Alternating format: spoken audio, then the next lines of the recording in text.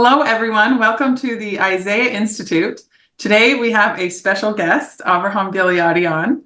We are interviewing the different speakers for our upcoming conference called A Day of Reckoning, which is March 30th. We'd love for you to register for that in the links. So today, we're going to talk to Avraham, our keynote speaker, and ask him a little bit what he's speaking on and kind of interview him about that. So Avraham, do you want to tell us what the title of your talk is and kind of why you chose this topic? Right, Brooke. We had a conference in August, kind of talking of other things, the Isaiah Institute conference. And this Isaiah Institute conference is more leaning toward an end time scenario of Isaiah. And it's called, my talk is called A Day of Reckoning, the Coming Cataclysm, which sounds kind of ominous and gloom and doom.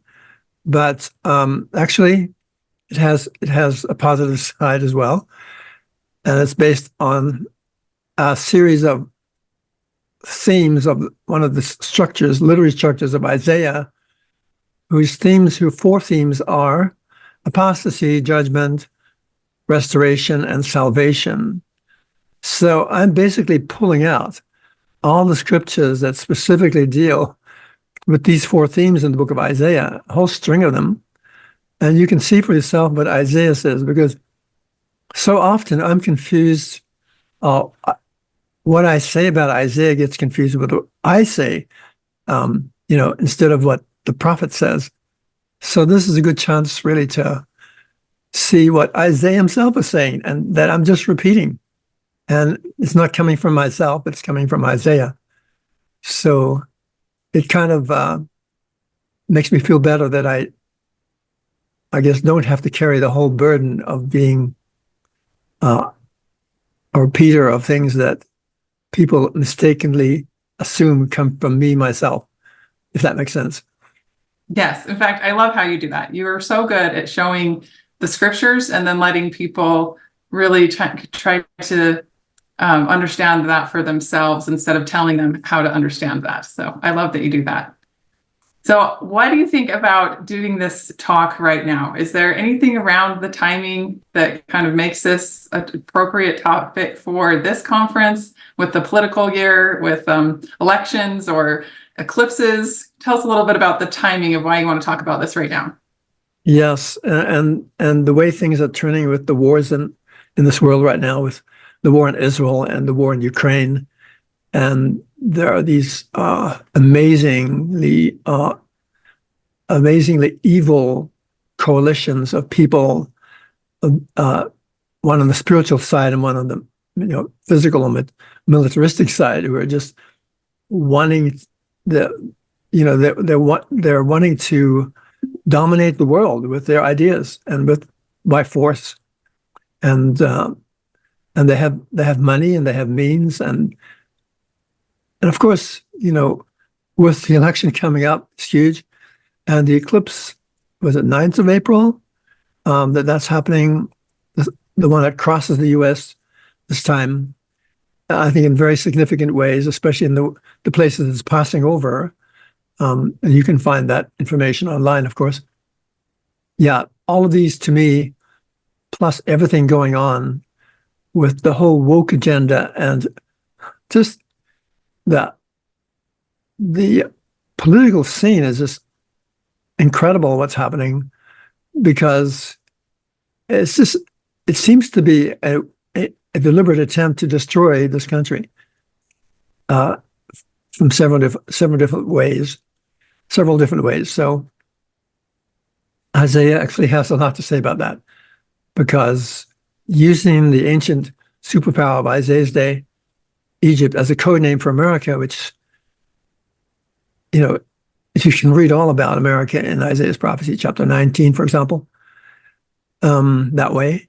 And Isaiah is an end time scenario. That's how Nephi and Jacob and Jesus use Isaiah. And I discovered literary structures in the book of Isaiah over many years of research to show that. So we can definitely apply it to our day. When you see what's happening in our day, the things that Isaiah has been predicting.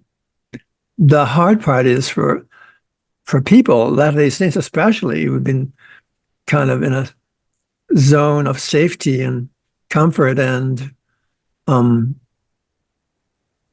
know it's to believe those things, to actually believe that this is referring to us when it says God's people, and of which, God's people in Isaiah's day were a type and a shadow of us.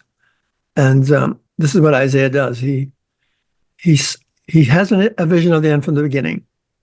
So he writes in his prophecy only things that apply in his day and apply in the end time exclusively, pretty well. Even the historical parts of Isaiah's prophecies have some kind of foreshadowing for our day. And the Book of Mormon does essentially the same thing. So yeah, becoming more acquainted with the prophecies of Isaiah is really important, so we can get our minds geared up to what's about to happen, what's already starting to happen in this country. And this year, so I think now, next month, and from here on out, there's a definite turning point from the gospel of Jesus Christ, the restored gospel of Jesus Christ, turning from gradually at first and then very rapidly to back to the house of Israel, to the Jews, to the 10 tribes, and to the Lamanites of today. And it's going to be graphic. It's going to be traumatic. It's going to be, and people, if they understand Isaiah, that will be helped. They will be helped to see how it all fits with prophecy. As Nephi says, right? In the days of the prophecy of Isaiah shall be fulfilled, men shall know of a surety at the times that they come to pass. And they're coming to pass, I'm telling you. So this is very timely, I think, to come out with this particular topic, a day of reckoning, because that's what Isaiah's scenario is all about. A day of reckoning, the coming cataclysm. And the other side of that coin, of course, is also the day of restoration of the house of Israel. And I also cover that in my talk, and others are as well. So it'll be a great conference this time. Expecting tons of interest in it.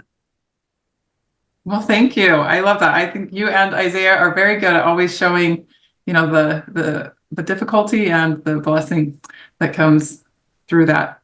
Well, thank you. Well, everybody, we'd love for you to join us to learn exactly about what Avraham is talking about here. I do think that's a really important timing. So thank you for sharing this with us. And remember to please register within the link, or you can go to our Isaiah Institute website and there will be a link there to register. So thank you guys. We'll see you. Bye-bye.